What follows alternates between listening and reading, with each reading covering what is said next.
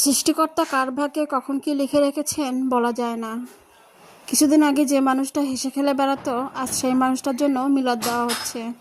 তো আমি গত কয়েকদিন আগে একটা স্ট্যাটাস দিয়েছিলাম যে আমার বড় আব্বু রোড অ্যাক্সিডেন্টে মারা গেছে, ওনার আজকে মিলাদ ছিল।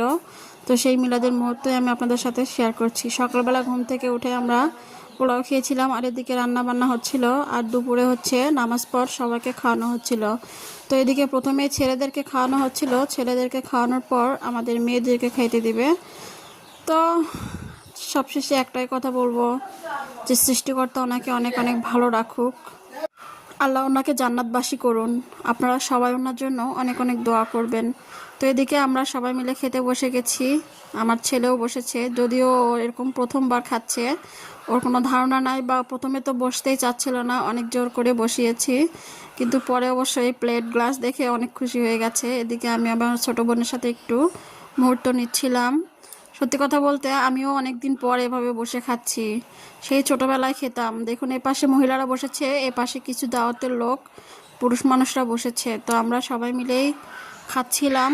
তো এখানে আমার পাতে পড়ে গেছে হচ্ছে চিকেন দিয়ে, এটা পোলাও রান্না করা হয়েছিল, আর ছিল হচ্ছে গরুর মাংস দিয়ে আলু ঘাটি। খেতে কিন্তু বেশ মজার হয়েছিল সবগুলো খাবারই।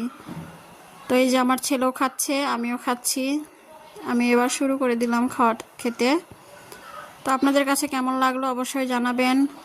মাঝখান থেকে কিন্তু আমি একটা তালও পেয়ে গেছি, যদিও তালটা আমি পাইনি, আমার এক ছোট ভাই পেয়েছে, ও দিল।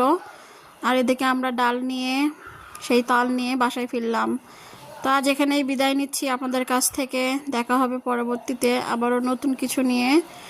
সঙ্গেই থাকুন, এবং আবারও শেষবার বলছি ওনার জন্য অনেক অনেক দোয়া করবেন, আল্লাহ যেন ওনাকে বেহেশতবাসী করেন। তো সবাইকে টাটা, আল্লাহ হাফেজ।